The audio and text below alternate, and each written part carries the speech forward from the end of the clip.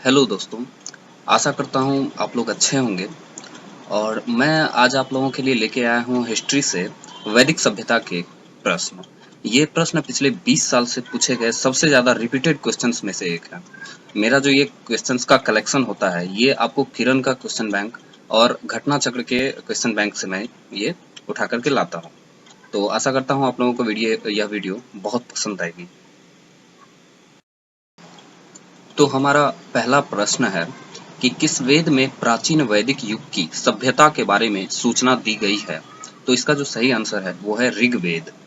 दूसरा प्रश्न है सत्यमेव जयते किस ग्रंथ से लिए गए हैं? बहुत ही फेमस वर्ड है यह सत्यमेव जयते, और इसे लिया गया है मुंडकोपनिषद से। उपनिषद एक तरह का होता है ये मुंडकोपनिषद, कुछ पुराण होते हैं, पुराणों की संख्या 18 होती है।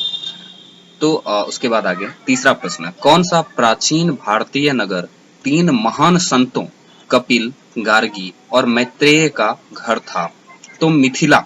मिथिला एक जगह है जो जब महाजनपद के समय यह अंग प्रदेश के नाम से जाना जाता था। और अभी जो मिथिलांचल के अंदर आते हैं वो सहरसा, मधेपुरा, सुपौल, दरभंगा, मधुबनी, मुंगेर, ये कुछ इलाके हैं जो मिथिलांचल के अंदर आते हैं। तो यहाँ इन तीन महान संतों का जन्म हुआ था और उनका नाम था कपिल, गार्गी और मैत्रेय। वेद। चौथा प्रश्न। चौथा प्रश्न है वेद शब्द का अर्थ है? तो वेद शब्द का अर्थ है ज्ञान। ज्ञान इसका सही अर्थ होता है। वेद शब्द का शाब्दिक अर्थ होता है ज्ञान। हमारा पांचवा प्रश्न है वैदिक लोगों द्वारा सबसे पहले किस धातु का प्रयोग किया गया था?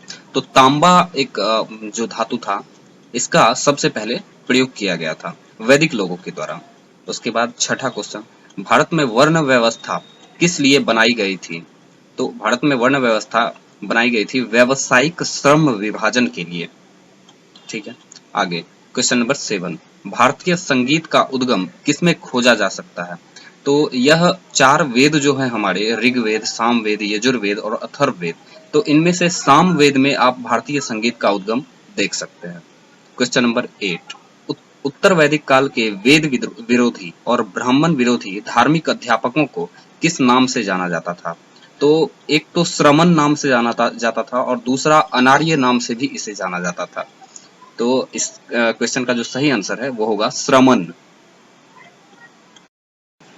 क्वेश्चन नंबर 9 है वैदिक आर्यों का प्रमुख भोजन था?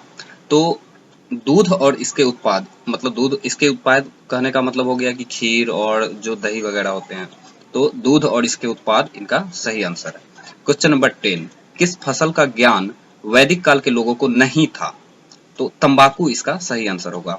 जौ, चावल, इन चीजों का तो ज्ञान था उन लोगों को, लेकिन तंबाकू का ज्ञान नहीं था। क्वेश्चन नंबर 11, आरंभिक वैदिक काल में वर्ण व्यवस्था आधारित थी? तो इसका सही आंसर होगा व्यवसाय पर। बाद में चलकर जब उत्तर वैदिक काल आ गया, वैदिक काल दो पार्ट में डिवाइड है, एक तो ऋग वैदिक काल और दूसरा उत्तर वैदिक काल। तो उत्तर वैदिक काल में यह जन्म पर आधारित हो गया, लेकिन आरंभिक काल में यह पूरी तरह से व्यवसाय पर निर्भर था। तो इसका सही आंसर होगा व्यवसाय पर। क्वेश्चन नंबर 12 है ऋग्वेद काल के दौरान किसकी जानकारी नहीं थी? तो ऋग्वेद काल के दौरान, जैसे मैंने पहला क्वेश्चन में बताया कि यह पूरी तरह से व्यवसाय पर आधारित था, तो यह वर्ण व्यवस्था इसका सही आंसर होगा कि जाति के ऊपर उस समय में कोई भी बात नहीं की जाती थी, पूरी तरह से व्यवसाय पर सब कुछ निर्भर था। तो ऋग्वेद काल के दौरान किसकी जानकारी नहीं थी? तो इसका सही आंसर होगा वर्ण व्यवस्था पर। क्वेश्चन नंबर 13 है हमारा कि वैदिक काल में राजा अपनी जनता से जो कर वसूलती थी वो क्या कहलाता था? तो इसका सही आंसर होगा बलि। बलि में ध्यान रखिएगा हर्षीकार है, दीर्घीकार का मतलब कुछ और हो जाता है। तो इसका सही आंसर होगा बलि। क्वेश्चन नंबर 14 है यज्ञ सूत्र किस वेद से संबंधित है? तो यज्ञ सूत्र यजुर्वेद से संबंधित है। क्वेश्चन नंबर 15 है हमारा उपनिषद शब्द का शाब्दिक रूप से क्या अर्थ होता है? तो उपनिषद शब्द का शाब्दिक रूप से अर्थ होता है पास बैठना। रामायण और महाभारत भी हम लोगों की जो पुस्तक है वो भी उपनिषद के ही अंतर्गत आता है। क्वेश्चन नंबर 16 है हमारा महाभारत का आरंभिक नाम क्या था? तो इसका जो प्रारंभिक नाम था वो था जय संहिता। क्वेश्चन नंबर 17 है हमारा किस मनीषी अथवा पंडित ने दक्षिण भारत का आर्यीकरण किया था? तो अगस्त्य मुनि थे एक हमारे। तो उन्होंने ही दक्षिण भारत का आर्यीकरण किया था। उपनिषद है क्या? उपनिषद क्या है? क्वेश्चन नंबर 18 है हमारा, उपनिषद क्या है? तो इसका आंसर होगा हिंदू दर्शन के स्रोत। तो हिंदू दर्शन कहने का मतलब जो एक जाति प्रथा बनी हुई है हमारे यहाँ, हिंदू मुस्लिम सिख ईसाई, तो हिंदू धर्म के बारे में आपको सबसे ज्यादा इन उपनिषदों में जानकारी मिलेगा। बृहदारण्यक एक उपनिषद है जो कि हमारा सबसे पुराना उपनिषद है। उपनिषदों की जो कुल संख्या है वो 108 है। उसके बाद क्वेश्चन नंबर 19, कौन सा वेद धार्मिक अनुष्ठानों से संबंध रखता है? यजुर्वेद।